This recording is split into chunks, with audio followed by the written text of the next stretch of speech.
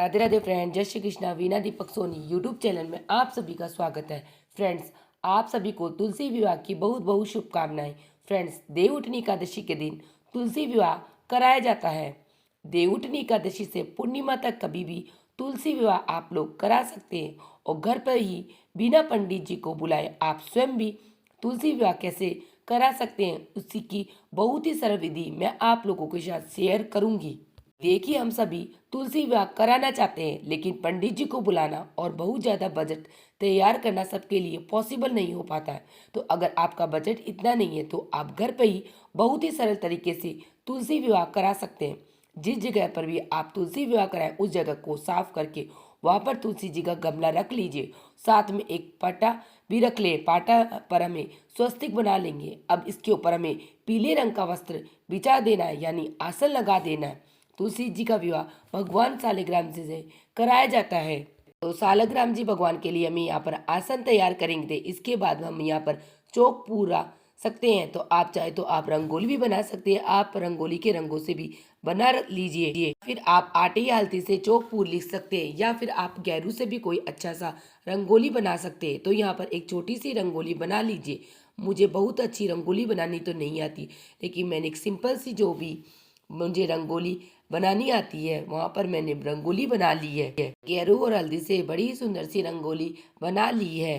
आप रंगोली में स्वस्तिक बना लीजिएगा, क्योंकि स्वस्तिक ना बहुत शुभ होता है और पूजा में स्वस्तिक बनाने का बहुत महत्व होता है। तो यहाँ पर मैंने स्वस्तिक बना दिया। अब इसके बाद हम सालिग्राम भगवान को विराजमान करेंगे। तो देखिए, अगर आपके पास सालिग्राम जी भगवान है तो आप सालिग्राम जी भगवान को तुलसी जी का विवाह कराइए, वो तो सबसे ज़्यादा उत्तम है। लेकिन अगर आप लोगों के पास सालिग्राम जी भगवान जी नहीं है तो विष्णु भगवान जी का जो भी स्वरूप आपके पास है, लड्डू गोपाल जी आपके पास है, उनके साथ भी आप विवाह संपन्न करा सकते हैं।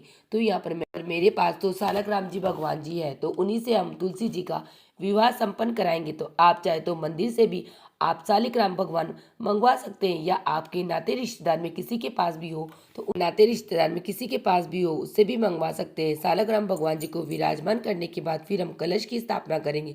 तो थोड़ा सा तिल रख के उसके ऊपर हम एक कलश जल से भरकर रख देंगे। हल्दी, सुपारी, सिक्का, थोड़े तिल और फूल इसमें डाल के आम के पत्ते लगा देंगे। आम के पत्ते ना मिले तो आप अशोक के पत्ते भी लगा सकते हैं। फिर उसके ऊपर हम नारियल रख देंगे।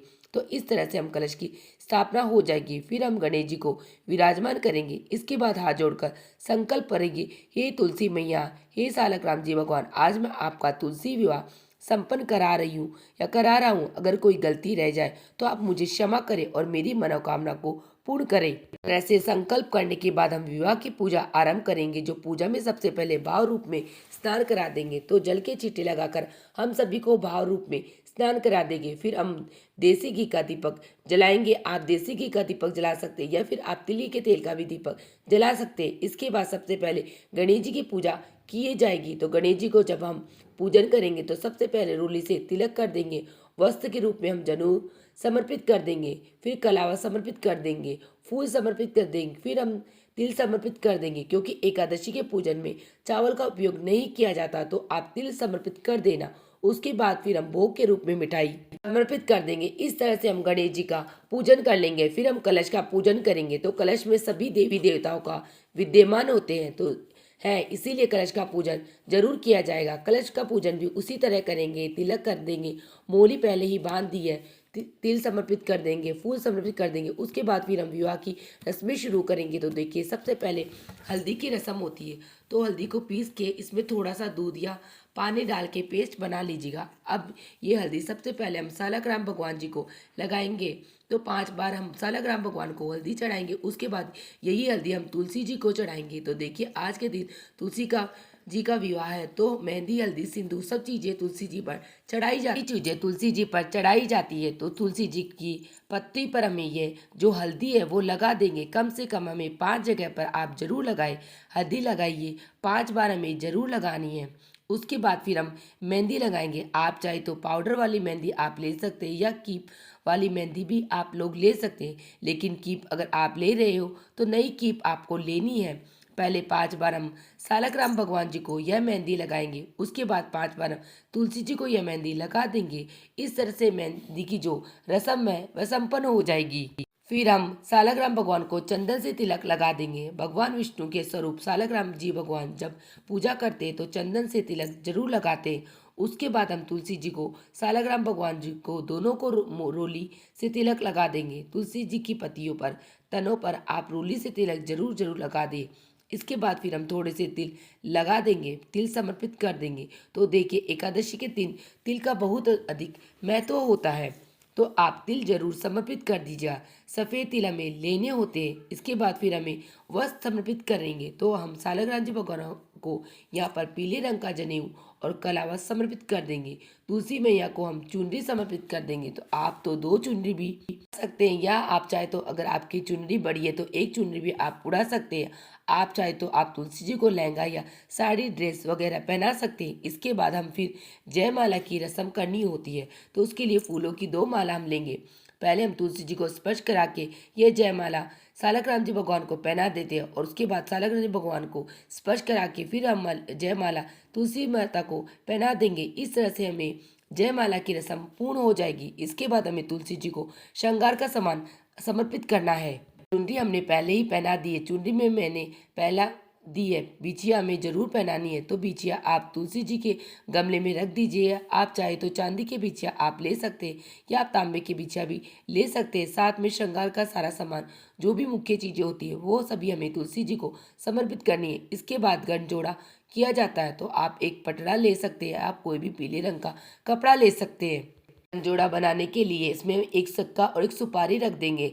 हल्दी सुपारी भी आप रख सकते हैं। ये चीज़ें हम इसमें रख के तुलसी जी की चुनरी से इसको बांध देंगे। इस तरह से ये गंजोड़ा हो जाएगा। गंजोड़ा करने के बाद जो पटका है वो हम सालग्राम भगवान के को उड़ा देंगे, यानी उनके उनके चारों तरफ हम इस तरह से जो ये पटका है ये रख देंगे। इस तरह से हमारी जो गंजोड़ी की रस्म है वो हो जाएगी। इसके बाद फिर हमें फेरे कराने होते हैं। तो फेरे कराने के लिए आप चाहे तो एक जो पुरुष होता है वह सालग्राम जी भगवान को उठा लेते हैं, और हाथों में, और जो औरत होती है वह तुलसी जी को हाथों में उठा लेती है, और फिर वे फेरे लगवाती है। 7 फेरे लगवाए जाते हैं। आप ऐसे कर सकते हैं, या फिर आप तुलसी जी का गमला पड़ा है तो सालग्राम जी भगवान को हाथों में उठाकर कोई भी पुरुष 7 फेरे लगा देते हैं। तो इस तरह से भी फेरे होते हैं। आप चाहे तो नारियल से भी फेरे करा सकते हैं। कोई भी आप जटा वाला नारियल ले लीजिए, उसमें आप 7 बार तुलसी जी की और सालग्राम जी के ऊपर इस तरह से परिक्रमा कराए। तो 7 बार घुमाने से तो उसको भी फेरे का ही स्वरूप माना जाता है। आप लोग इस तरह से भी फेरे करा सकते हैं, या इसके अलावा आप 2 दीपक ले सकते हैं। 2 दीपक को आप घी के या तिली के तेल के प्रज्वलित कर ले। उसके बाद में दोनों दीपकों को आपको तुलसी मैया और सालग्राम जी भगवान के चारों तरफ घुमाना है। एक सालग्राम जी भगवान का स्वरूप बन जाएगा और एक तुलसी माता का। इस प्रकार 7 फेरे लगाने के बाद में हम तुलसी माता और सालग्राम जी भगवान के सामने दोनों दोनों दीपकों को विराजमान कर देते हैं। इस प्रकार 7 परिक्रमा करवा कर हम भी 7 फेरे करवा देते हैं, और तुलसी माता और सालग्राम जी भगवान का विवाह संपन्न करा सकते हैं।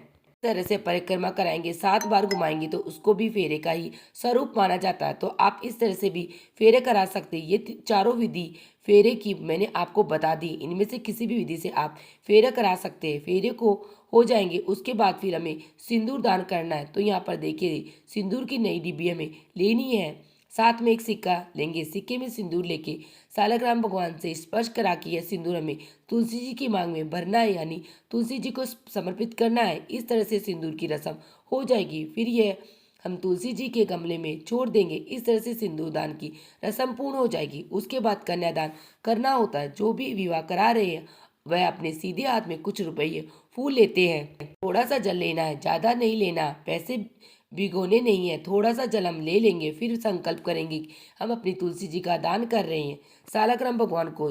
फिर ऐसा संकल्प करने के बाद फिर हम ये जो फूल और जो भी हमने हाथ में रुपये पैसे लिए हैं सालग्राम भगवान को समर्पित कर देंगे और हाथ जोड़ लेंगे। इस तरह से जो कन्यादान है उसकी रस्म पूर्ण हो जाएगी। देखिए, जब भी आप तुलसी जी का विवाह कराएंगे तो उस समय पर गन्ने से मंडप बनाया जाता है, बहुत शुभ माना जाता है। तो गन्ने से आप चाहे तो आप और मंडप बना सकते हैं। अगर आपको आता है तो आप पहले ही एक मंडप बना लीजिएगा। अगर मंडप बनाना नहीं आता तो आप नहीं बना पाते हैं तो कोई बात नहीं, दोनों साइड में आप एक एक गन्ना रख दीजिएगा।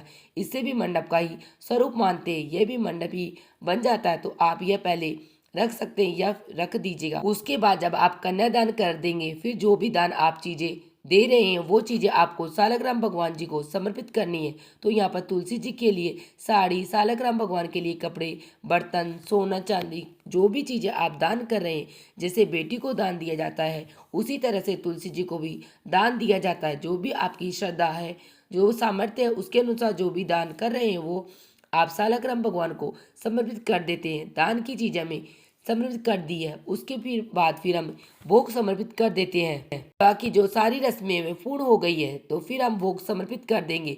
भोग में मिठाइयाँ जरूर समर्पित कीजिए। आप चाहे तो बाजार से मिठाइयाँ ला सकते हैं या आप घर पे भी मिठाइयाँ बना सकते हैं। भगवान सालग्राम जी को भोग समर्पित कर उसमें तुलसी जरूर डालनी है, इस बात का आप ध्यान जरूर रखें। मिठाइयों का भोग समर्पित कर दिया, उसके बाद हम फलों का भोग समर्पित करना है। तो जो भी ऋतु फल आपको मिल जाए वो भोग में आप समर्पित कर दीजिएगा। हो सके तो आप 5 ऋतु फल, ये अलग अलग नाम मिले तो आप एक ही ऋतु फल को 5 की संख्या में आप ले सकते हैं। फिर आप एक लोटा जल समर्पित कर दें। उसके बाद फिर हमें कथा सुननी है, तो अपने हाथ में थोड़े से फूल और तिल लेकर हमें यहाँ पर तुलसी विवाह की कथा सुनेंगे। अगर आप व्रत किया तो भी आपको कथा सुननी है, अगर आपने व्रत नहीं किया तो भी आप तुलसी विवाह की कथा जरूर जरूर सुने।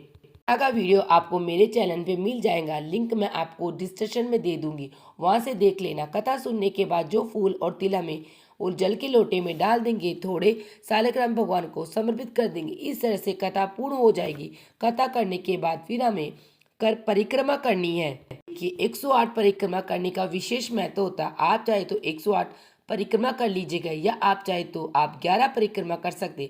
एकादशी का दिन है तो 11 आप कम से कम जरूर कीजिएगा। परिक्रमा करने के लिए आप अपने हाथ में कुछ भी ले सकते हैं। आप बादाम ले सकते हैं, काजू ले सकते हैं या कोई भी ऋतु फल ले सकते हैं, टॉफी ले सकते हैं।